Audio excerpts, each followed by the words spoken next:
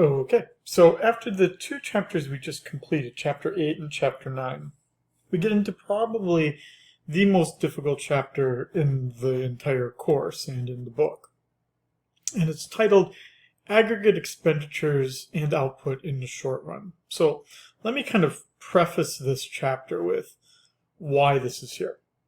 So if we look at the history of macroeconomics, the history of macroeconomics really doesn't start for the most part until the 1930s, 1920s, 1930s. And obviously that would be around the time period that we would be talking about, looking at the Great Depression and this idea that the performance of the economy has these cycles.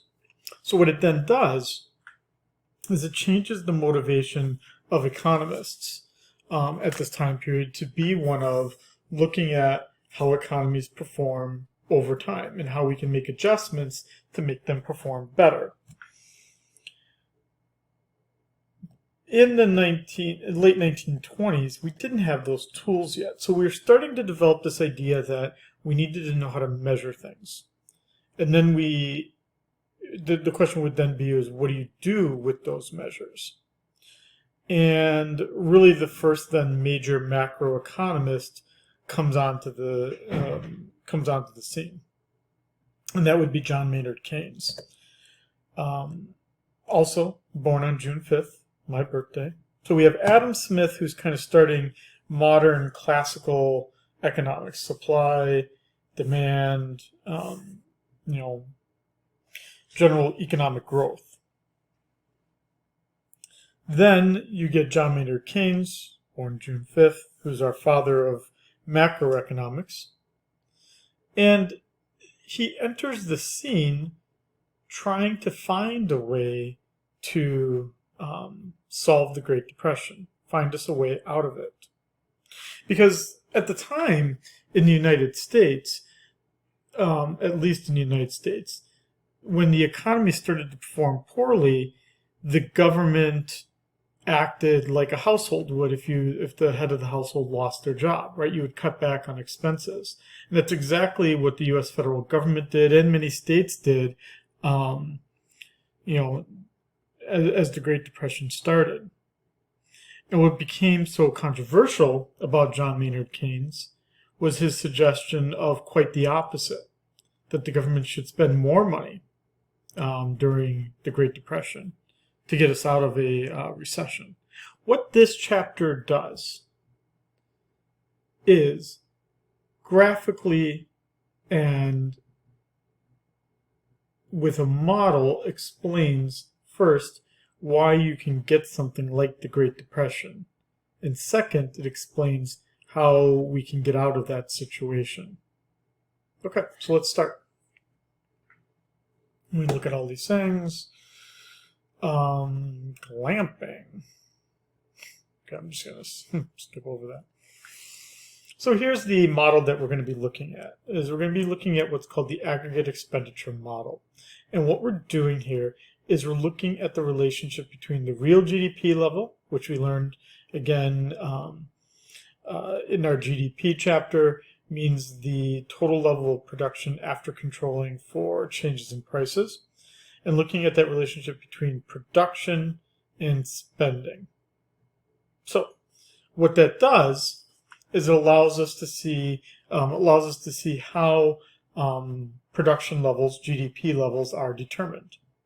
Now,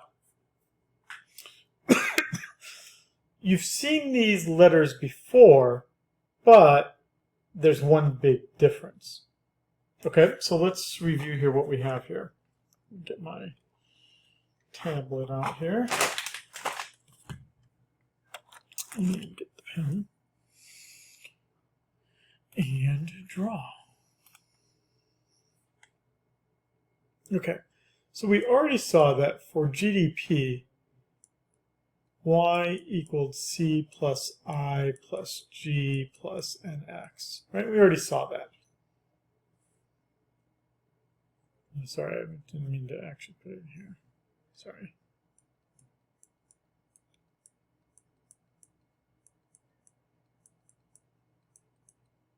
but the difference is in this letter. We used to understand it as just investment, but now in this chapter, it's called planned investment. And the idea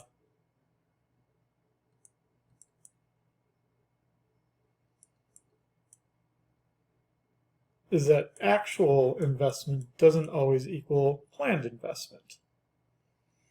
But for our aggregate expenditure model, what we're saying here is that AE equals C plus planned investment plus government spending plus net exports. Okay, so keep that in mind. This I is different than the one that we had previously seen. Okay, so let's go from there. So what is that difference, right? So here's where we see this. That the biggest part of the difference between actual investment and planned investment is this unplanned change in inventories. So really for John Maynard Keynes is that you can in some sense predict changes in the economy, the near occurrence or the coming of a recession by looking at unplanned changes in inventories. Meaning, so if you remember back in the previous chapter, inventories were part of investment. Inventories meaning that I am building more stuff than I'm actually selling, right? So you then have some stockpile of things that can be sold in later periods of time. And when those change unexpectedly, then your production level will be different than your spending level. Okay, so let's keep this equation in mind here. That planned investment, which is the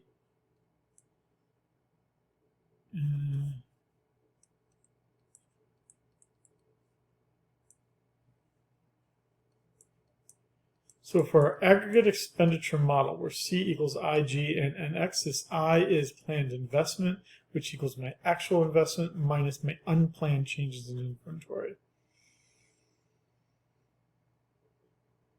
Okay, so now from there, we'd see our three different possible positions. One where there is no unplanned changes in inventories, one where inventories unexpectedly increase, and one where inventories unexpectedly decrease. And what that means then is that, so this is a pretty important slide. You'll want to write this out or take a note of where it is because you're going to be using this quite a bit here in this chapter. But if we see that the inventories are increasing unexpectedly, then the actual investment will be greater than the planned investment. And if there's a decrease in inventories that wasn't expected, that was unplanned, then the actual investment will be less than the planned investment. So from there, what we can see is that the only point where we have equilibrium in the macroeconomy is when planned investment equals actual investment. Or in other words, that we, let's put this on here, sorry.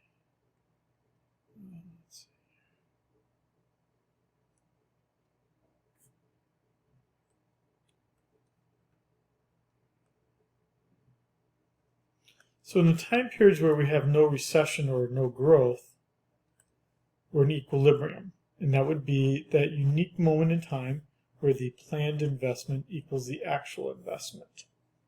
The point where these two equations are equal. Because remember, these I's are not the same. This one is planned investment, this one is actual investment.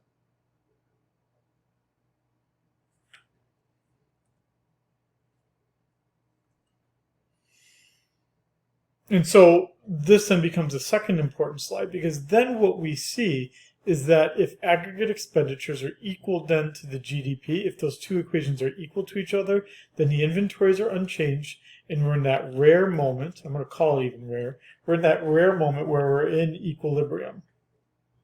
Otherwise, the economy is in the latter two positions, and we just kind of adjust back to the equilibrium, because remember, equilibrium means that this would be kind of where we tend to be in the long run. And what we can see is that GDP, but this is also employment, so we could also add to this that unemployment rises, right, because employment is decreasing, but also here that unemployment would be falling because employment is increasing.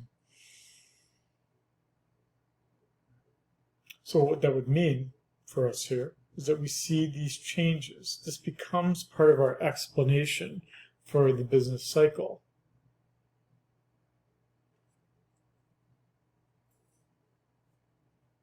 And again, we're looking at this in real terms.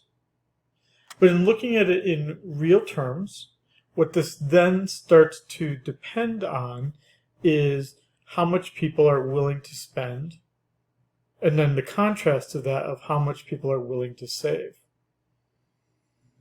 Okay, so let's start to look at this here. So let's get our aggregate expenditures here,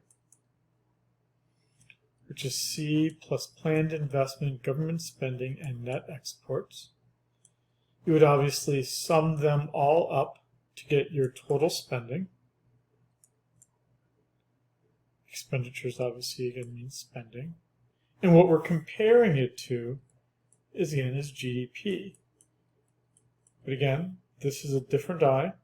This is actual investment. This is planned investment.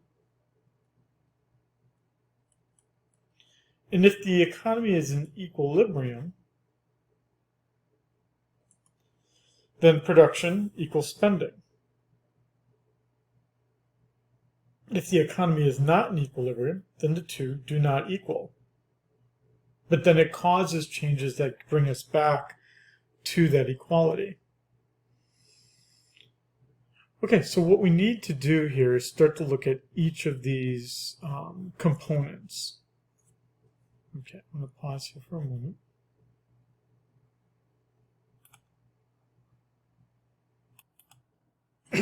Okay, so what we're going to do again is look at each of these determinants. And so we're going to start here by looking at C, consumption.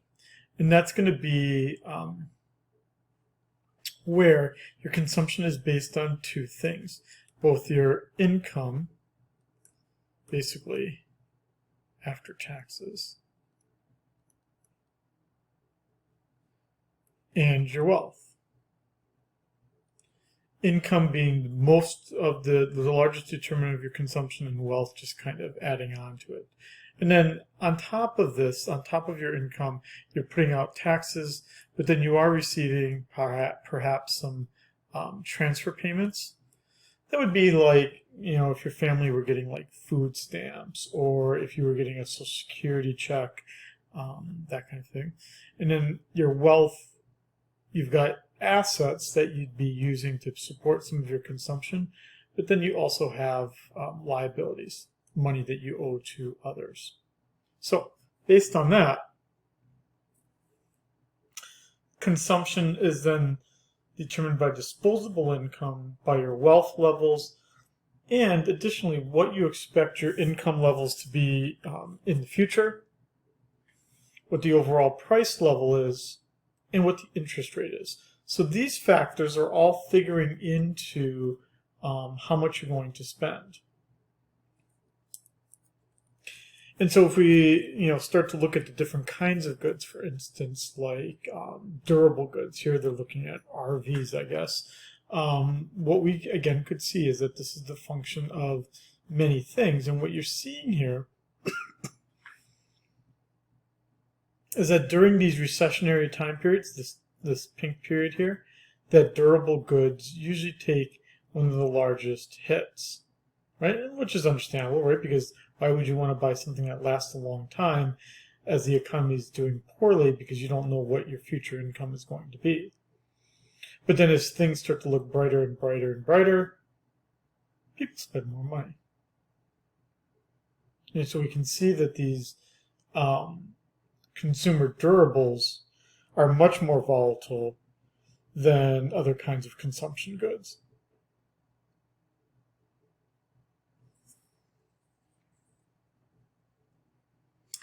And when we look at these durable goods a little, if we want to look at it in terms of the factors of consumption, what we would see is, again, that for durable goods, since they are long-lasting, that people can, continue to use ones that they have to have it last a little bit more over time. That for this kind of good as well, that given the substitutes that may exist, that they may be able to delay their purchase of a durable good. And then as well, we have to look at things like how are these goods financed. That would make them especially vulnerable to interest rate fluctuations. And then we'd also have to look at the price level, given how expensive they are. What kind of price levels are we seeing? What kind of changes are we seeing? You shouldn't be too surprised by this. That, well, for one, that there's a pretty close relationship between consumption and disposable income. That people are spending a pretty stable portion of their disposable income on consumption. So I'll write down that kind of conclusion here.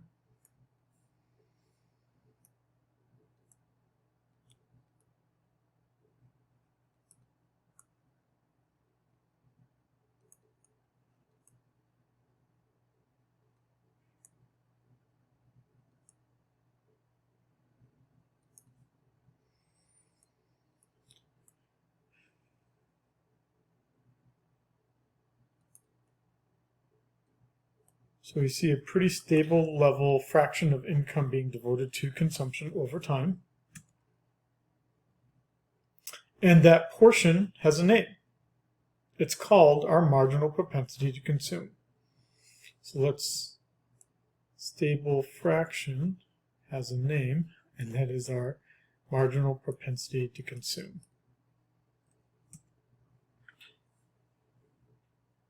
To put it graphically, it's the slope of our consumption function. So what we would see here is that consumption is going to equal some fraction of my income, where y is equal to income, c is equal to consumption,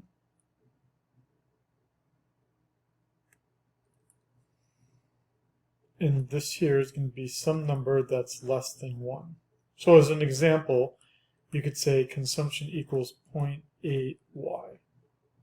That this kind of person would spend 80 cents of every dollar that they have coming in as income. And if we wanted to make it really formal here, we could say that not only that this is income, but this is income after taxes, or disposable income.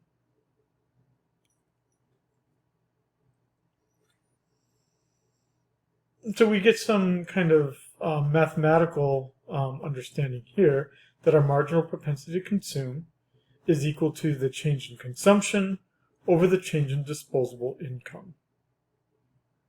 And we can kind of do this kind of simple math here. And if we want to better understand the role that taxes play in this, then obviously disposable income is our income after taxes. They're saying net here because the net is what you pay in taxes minus what you get back from the government in other kinds of transfer payments.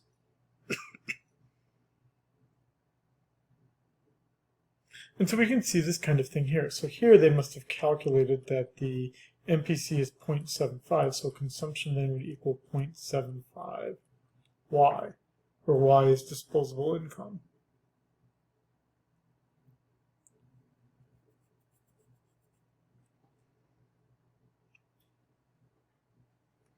On top of that consumption, what we'd also have to take into account is savings as well as the payment of taxes.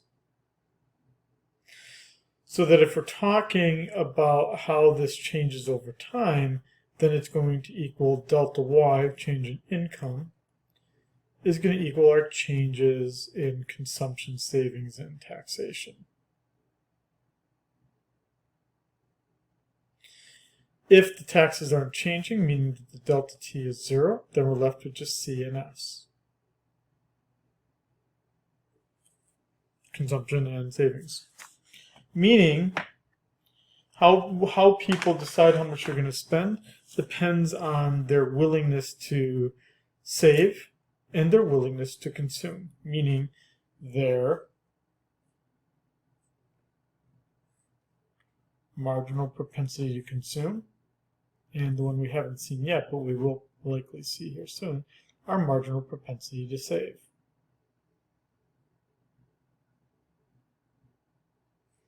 If marginal propensity to consume is 0.75,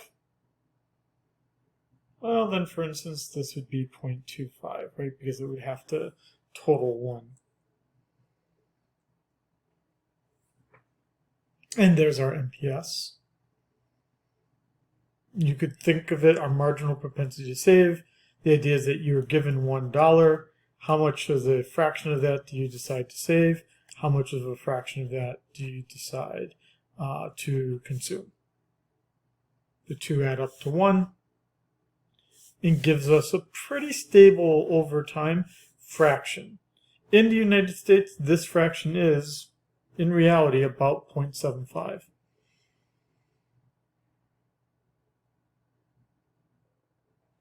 Okay, so now what that takes us to is a discussion of where we're at for investment. And so investment also has several factors that determines what its level is.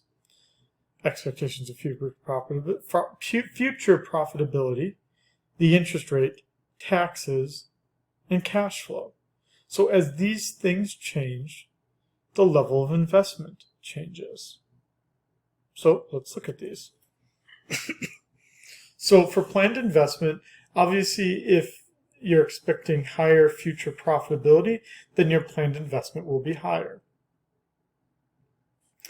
If you're expecting higher interest rates, real interest rates, then your investment spending will be lower, right? Because why would you want to have so much more money going out? In terms of taxation, if my taxes are going up, then my levels of planned investment are going to go down. And in terms of cash flow, if I've got a lot of cash, then what I'm going to see is that my levels of investment will tend to be higher. These cash flows are determined largely by my level of profit that I'm getting. So if I don't have a lot of profit, generally my cash flow won't be as high, and then we'll generally see lower levels of investment, which in turn causes lower levels of profit in the future. And you can see how that's a pretty vicious cycle. Okay, I'm just going to skip this slide. It's not as important here. Then we get to our government purchases. So our government purchases, we're not including transfer payments here. The transfer payments were already included in the consumption side of things. So here we're just talking about governments buying goods and services. Federal, state, local. And in general, what we are seeing here is that government purchases as a total amount has generally increased over time.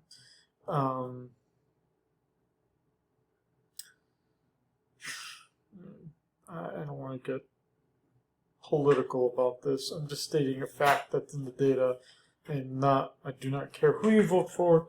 You do not have to care who I vote for.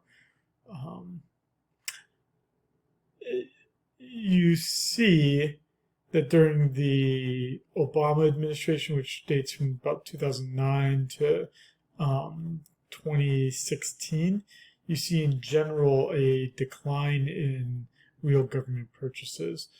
And then you see a pretty dramatic increase, obviously with COVID, but for the most part during the Trump administration. And the only reason why I'm pointing that out is because that's exactly the opposite of what critics of each party claim is what's generally happening. Right? That people say, Republicans don't spend a lot of money. Turns out they do. And that Democrats spend a lot of money. Turns out they don't. I don't know. I mean, I think it highlights, if anything, messaging more so than the actual data here. And so we don't really have factors here. This is determined by politics, and I'm not smart enough to know any of the politics behind this. And then we've got real net exports. Our determinants here would be the price level in the United States versus the rest of the world, the growth rate in the United States versus the rest of the world, and the exchange rate. And what we can see is that net exports are pretty negative. I don't know what else to say. They've been growing in value.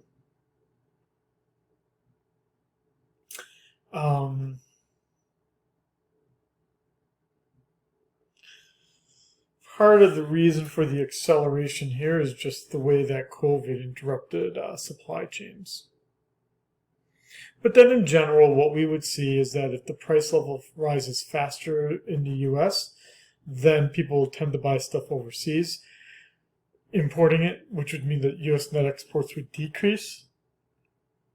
If the GDP in the United States grows faster, then people will need to buy imported goods to kind of augment all the other stuff. So we, again, would see this decrease. And if the US dollar rises in value, it's going to be cheaper for Americans to buy foreign goods. And so we'd see, again, that same decrease.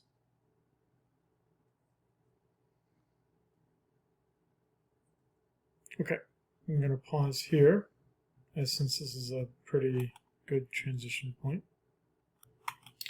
Okay, so now what that takes us to is how do we start to graph things out? And we're going to use, again, this 45-degree line to show us where our equilibrium points are. Why 45-degree line? Because essentially what we're going to have here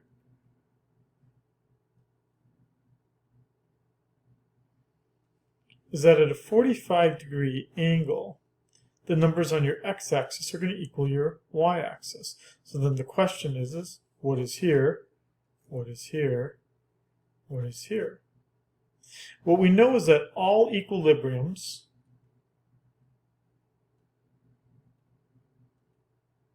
are on the 45-degree line. And what we're going to have here is a second line. So what we know is that, again, this would be where real GDP equals aggregate expenditures.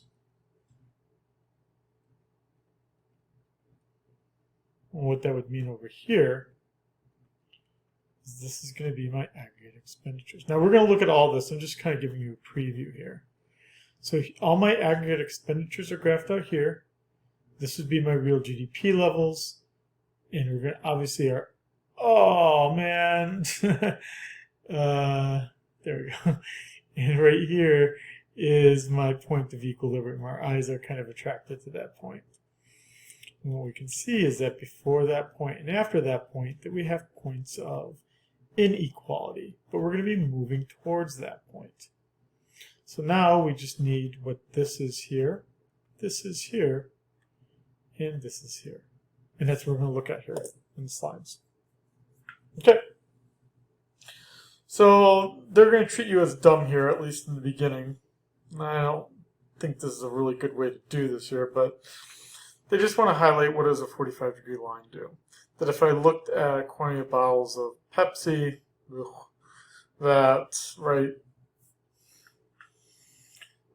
you would have stability in your inventory levels because you'd have 4 being purchased and 4 being produced. If you had 10 bottles being purchased and only 6 produced, then your inventory levels would unexpectedly fall. And if you were at point D, then it would be producing 8, but purchasing 4, so then our inventory levels would be unexpectedly rising.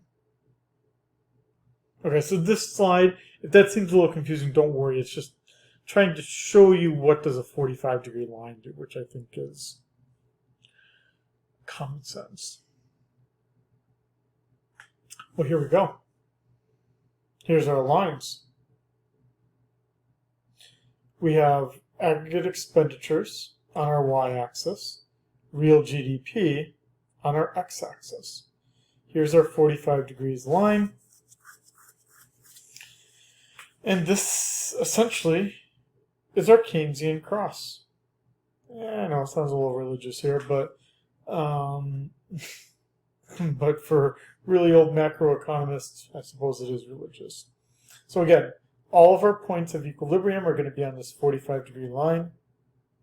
Our aggregate expenditures are going to be on the y-axis. Real GDP is going to be on the x-axis. So again, you're seeing here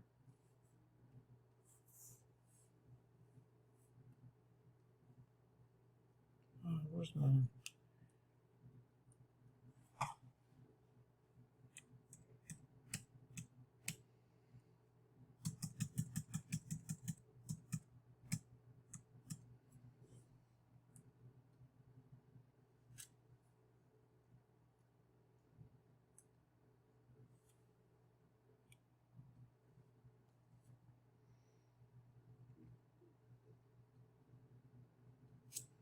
Not sure why it's not drawing here.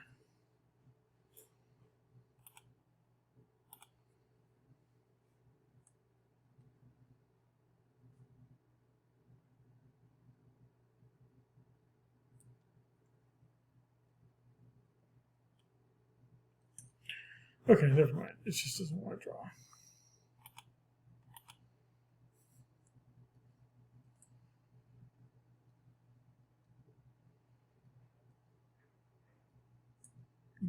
Okay, I'm going to move on here. Sorry, I just can't get the pen to work here. Okay, so our equilibrium is always going to exist on this 45-degree line. It really doesn't want to work.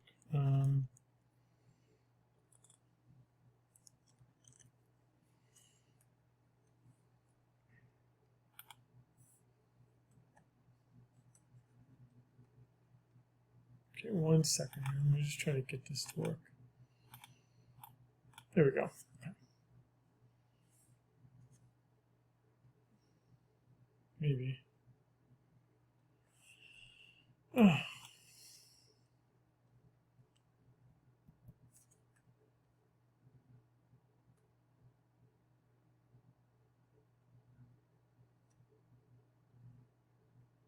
Okay.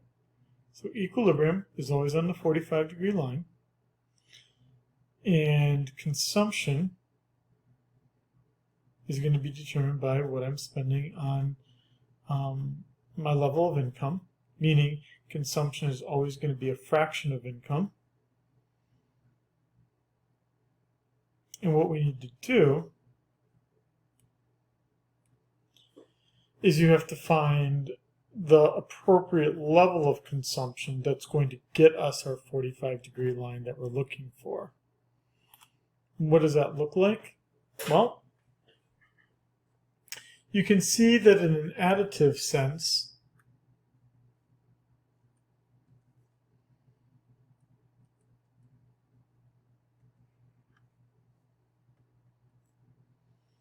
it really does not want to work. Give me 1 second here.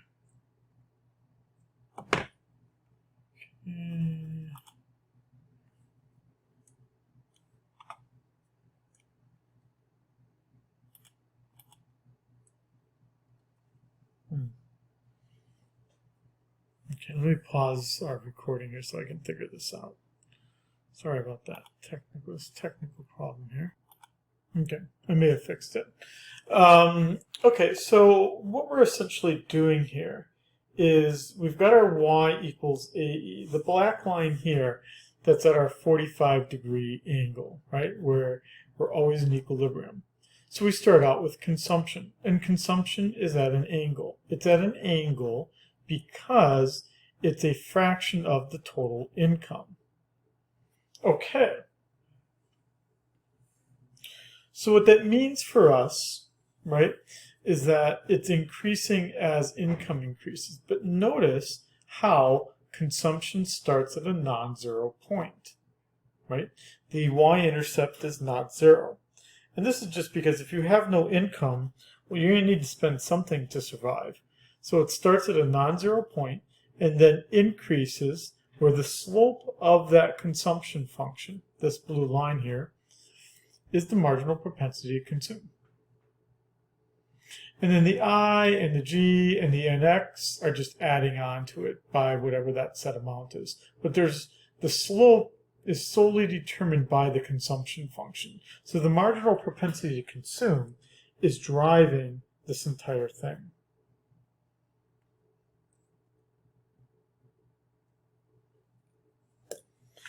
So, again, this is just kind of saying here that we're vertically shifting up the functions as we add in the planned investment, the government spending, and the net exports.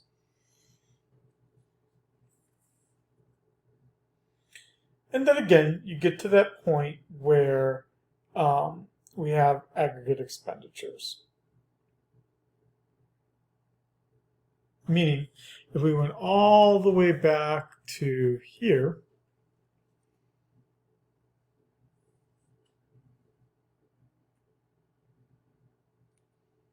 that this is real GDP.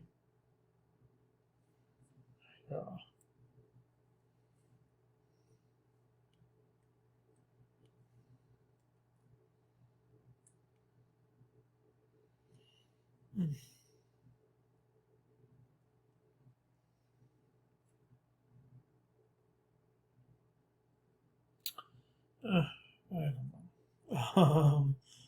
Boy,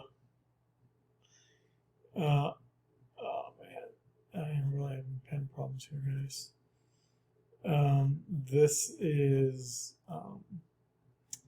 aggregate expenditures. This here is my y equals AE. And this is my real GDP. That the slope of this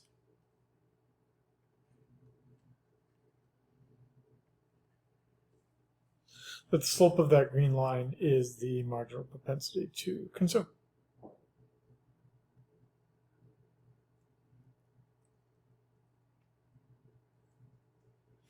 And so then again, what you see here is that to the extent that we're not at that equilibrium point, when we are before that equilibrium point, then the inventory levels are unexpectedly decreasing.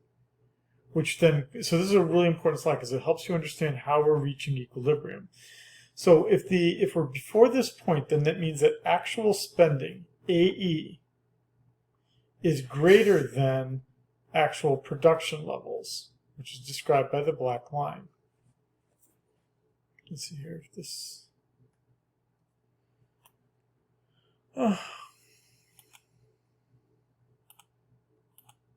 Okay, let's do this. Let me try this.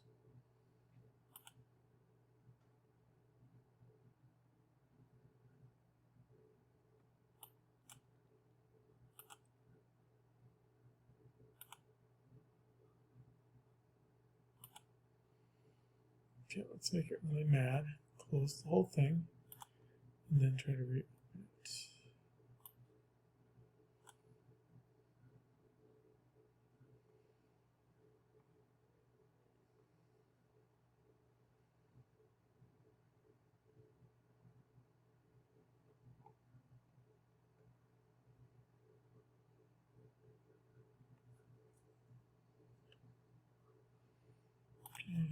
This, and this.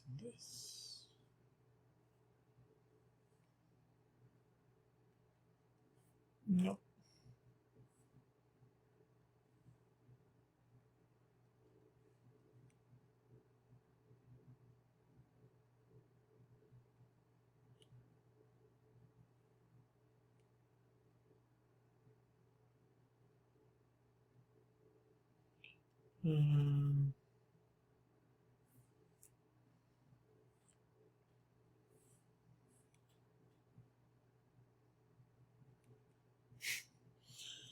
Well, I'm about to give up here. I'm not going to write anymore. No, I guess this is what state higher ed looks like, I guess, is a failing. Okay, well, I'm going to give up here. So at that, well, I'll just talk about it, I guess, rather than you being able to see it. So at this region right here, then the spending, which is given to us by the tan line, AE, is greater than, exceeds the production levels, which is given to us by the black line. So because the spending is greater than the production, then the inventory levels have to decrease. And that firms then respond to those falling inventory levels by building more stuff. So the black line continues to go up, and then consumers spend a portion of that rising income until we're at equilibrium. On the other side of this, right, here production is exceeding spending. And because production is exceeding spending, then the inventory levels unexpectedly increase. And as the inventory levels unexpectedly increase, then the production levels fall, bringing us back to the equilibrium. And what we see here are these recessions, such as we would see here, where production levels are falling to get us back to equilibrium. And then economic growth would be on the other side, where it's rising because inventory levels were unexpectedly falling. And this then becomes part of the important slide here, that for Keynes, these inventory levels play a critical role in helping us be able to talk about an incoming recession. That the inventory levels changing can lead us to being able to talk about what we expect is going to change in the economy. And that we do largely see this. So it turns out Keynes was correct.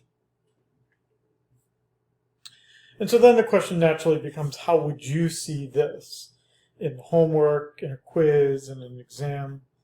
Well, what you would need to do here is you would need to determine your aggregate expenditures, which is going to be your C, I, G, and NX.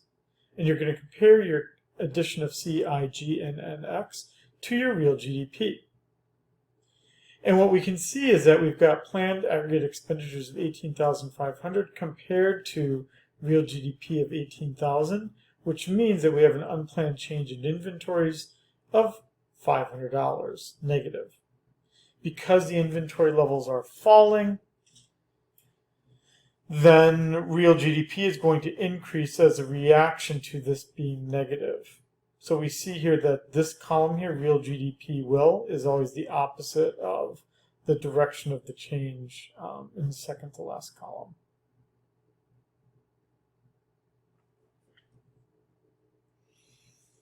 And then what we see from all of this is this idea that we also have to take into account that there's that a multiplier exists. And so what we see here is that we do have a certain level of spending that occurs even when the income levels are zero. But that as people spend a portion of their income, that the level of spending goes up by a greater proportion. And it goes up by a greater proportion because that spending is going to fill into the G as well as the net exports as well. And so we see this here, that even though I increase from AE to AE2, that it's a let's say it's a $200 billion change, that the real GDP grows by a greater proportion of that. So then the question becomes one of, what is the multiplier? How do we calculate what this multiplier would be? So you can kind of see, at least numerically, it existing right here. But again, we want to see the math of how it's actually determined. So the multiplier itself would be the difference in investment spending when it's divided by the change in real GDP. So I changed my investment spending by 200 billion, and it got me an $800 billion increase in real GDP. So that's a factor of 4. There's my multiplier. But from there, it's going to be largely determined by my marginal propensity to consume and my marginal propensity to save. These factors led to, when we look at things like the Great Depression, why then Keynes suggests that the government spend more money. Because then the consumers will spend that money and it will have a multiplier effect. That the government, if it spends, let's say, $100 or $200 million, that will lead to a much larger increase in real GDP. Okay, let's just skip over this part here. The value of that multiplier is determined by my marginal propensity to consume. And the way that we see this is that the value of the multiplier is this pretty important equation, which I can't underline because my marker is not working.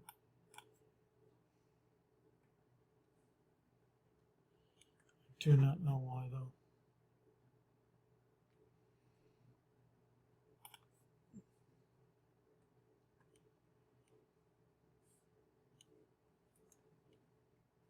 Okay, well, it's changing by 1 over 1 minus MPC. Highlight that equation for yourself. This is the determinant of the multiplier, is 1 over 1 minus MPC. Okay.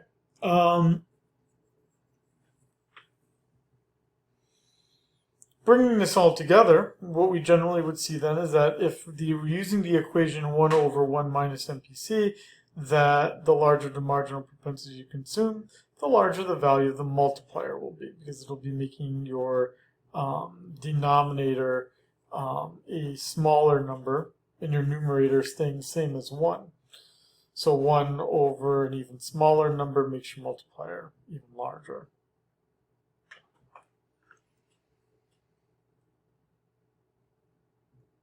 And then where we go from this is that what we can also see, something that we have to be concerned about, is called the paradox of thrift. And that would emerge when people think that a recession is coming.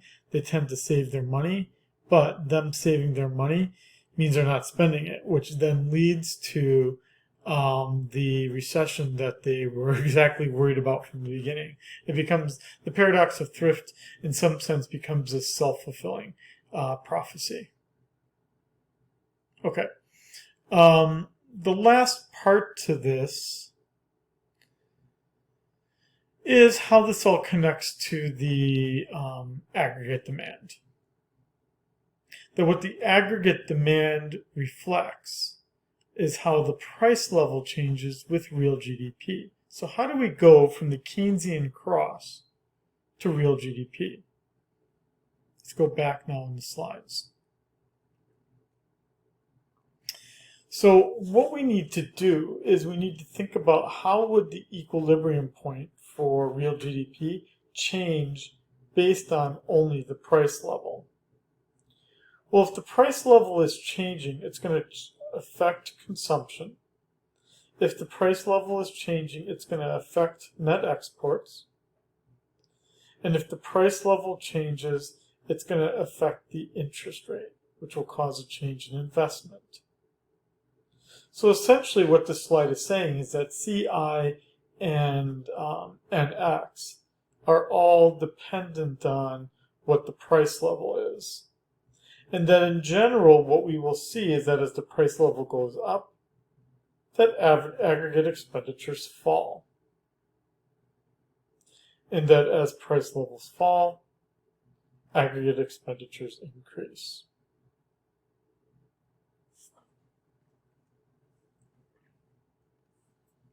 So you looking at this solely from the Keynesian cross, what we see is that as the price level changes, it changes our point of equilibrium. And we put that together here. Whereas the price level goes up, we see that associated with a lower aggregate expenditure level. And so the Keynesian cross comes from the aggregate demand curve comes from the Keynesian cross.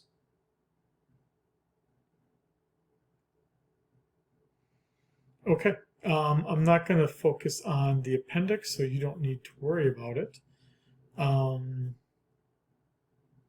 Okay, so even though this is our last slide right here, it's actually pretty important. It's kind of the culmination of the 57 slides before it. It's how you get the aggregate demand curve. The labels are a little bit different, though. Again, we're talking about the price level as measured by the GDP deflator and the real GDP levels. Okay.